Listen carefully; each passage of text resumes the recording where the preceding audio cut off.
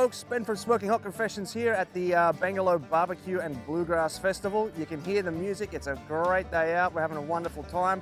And with me right now I've got Simon from 50 Shades of Pork, one of the most clever barbecue names that you're going to come across. Mate, how's Bangalow been treating you? Well, loving Bangalow, it's a beautiful day.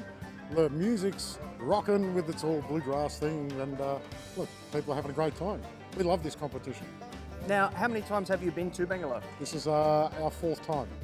So we weren't here the first competition they had, but we've been to every one since, and plan to keep coming back. And what is it about the Bangalow Festival that does keep you coming back?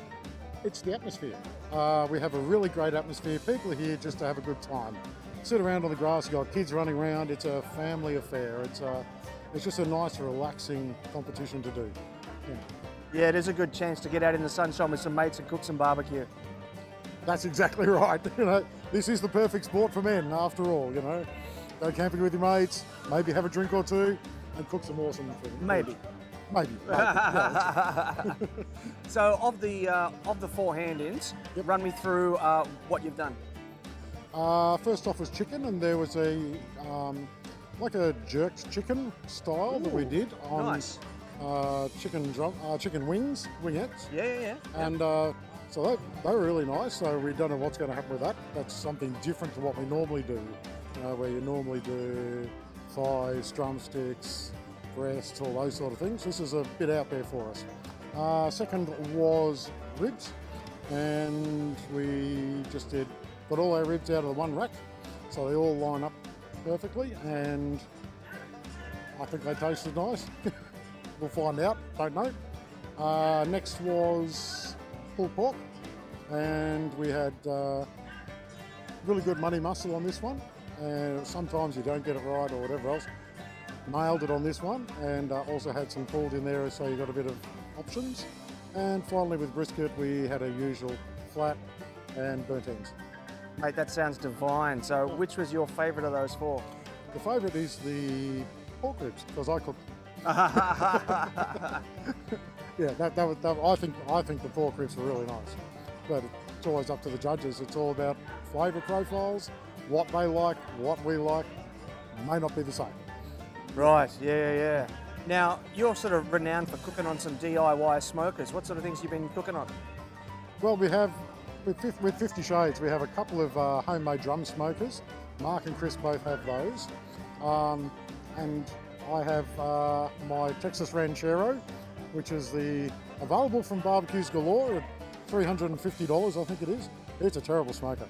But if you modify it a lot... Sorry, barbecues galore. Sorry, Barbecues Galore. It's a shocking smoker. But if you do some small modifications to it, it actually turns out really good.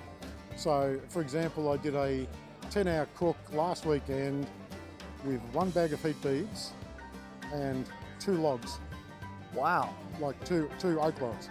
10-hour cook at 120 degrees, flatline. Oh, wow. Yeah. When I first bought the mighty Texas Ranchero, it couldn't do anything like that. I had real problems with temperature control.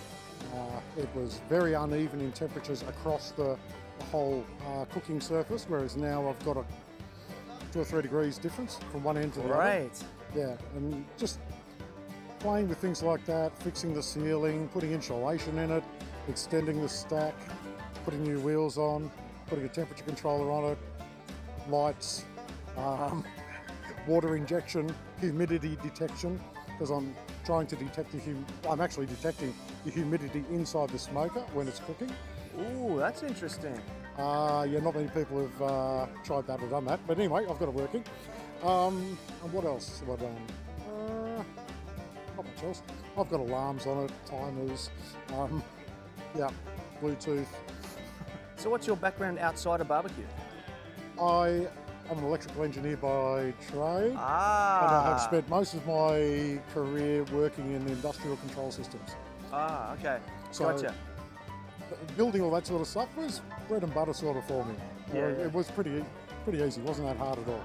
Yeah. Yeah. But that's just fantastic. because I knew what to do. Because I designed the whole thing before I actually built anything. And it took a year of planning and buying all the componentry and doing layouts of how big a control panel I could put on it on the smoker and where I could put it, and which dictates how many gadgets you can actually do.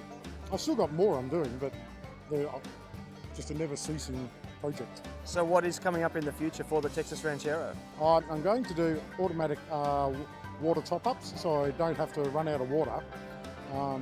So I've already got half of that in. I've just got a few relays and things, and it's all good to go.